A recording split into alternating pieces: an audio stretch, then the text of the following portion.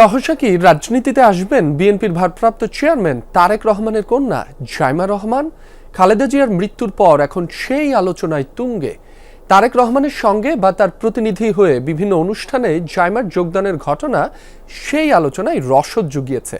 দাদির মতো জাইমার ব্যক্তিত্ব, চলন ও নীরবে কাজ করার মানসিকতায় তাকে নিয়ে বিএনপির নেতা কর্মীদের মাঝে তৈরি হয়েছে প্রত্যাশা ও আগ্রহ।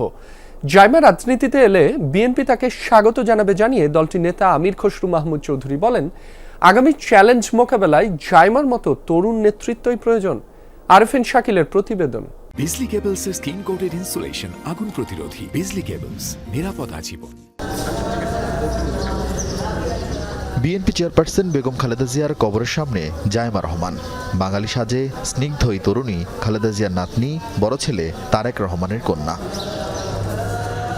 ১৩ বছর বয়স থেকে বিলেতে বসবাস শুরু হলেও জাইমা রহমান ভুলে যাননি এ মাটির গন্ধ কিংবা বাঙালি সংস্কৃতি।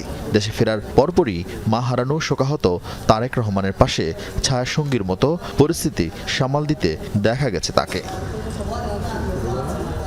শোক জানাতে আসা ভারতের পররাষ্ট্রমন্ত্রী জয়শঙ্কর সহ বিভিন্ন দেশের প্রতিনিধিদের সঙ্গে বৈঠকে বাবার সঙ্গে ছিলেন জাইমা রহমান।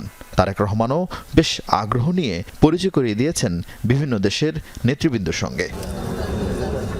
এমনিতেই রাজনীতিবিদ না হয়েও রাজনীতির ময়দানে আলোচিত জাইমা রহমান।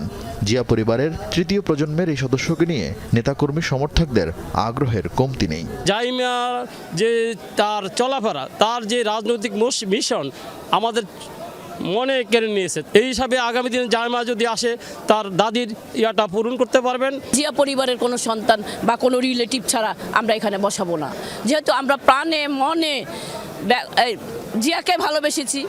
এই আলোচনার জন্ম আরও আগেই।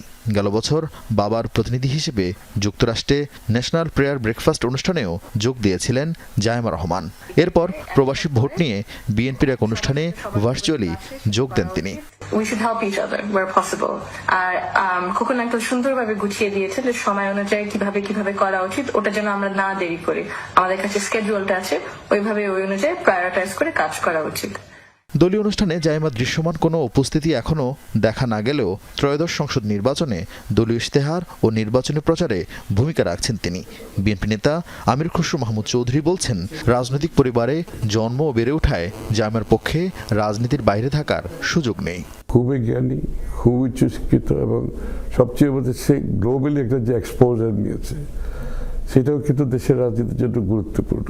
তার পরিবারে বড় হয়েছে, সেটা তো তার সেই জ্ঞান তো আছেই, কিন্তু তার বাইরে যে আজকাল রাজনৈতিক নেতা হতে গেলে এখন যে বিশ্বের সাথে একটা যাদের এক্সপোজার আছে, আমার মনে হয় জাইমা রহমানের মধ্যে এই গুণাবলী আছে। ও যদি সিদ্ধান্ত নেয় রাজনীতি করার, আমার মনে হয় তা আমাদের দলের জন্য ভালো, দেশের জন্য ভালো হবে।